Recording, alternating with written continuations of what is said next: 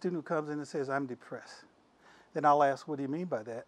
They'll say, well, I'm not going to classes, I'm staying in my bed, I don't want to be around people, I'm sleeping too much, or I'm not sleeping enough, those kinds of things. Or I've been thinking about death.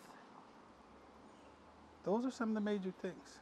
It could be that they sleep all day, stop going to classes, stop interacting with friends, stop calling parents.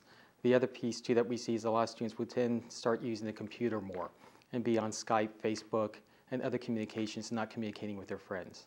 Individuals who might be experiencing symptoms oftentimes withdraw from family and friends, don't want to be a burden, don't want to put too much on them. So they might withdraw, and certainly with suicidal thoughts, people withhold their suicidal thoughts a lot of times. They don't want to be perceived as crazy or freak other people out.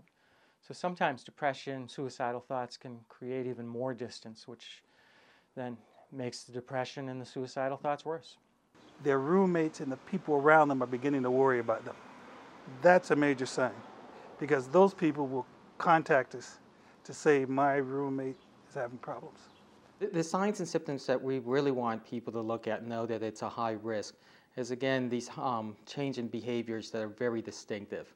A student who may not drink at all may start drinking a lot. A student who participates a lot in activities, be it athletics, be it student events, now stops going to those events. They become short with other students and get in fights and arguments with them when they used to be very friendly with each other.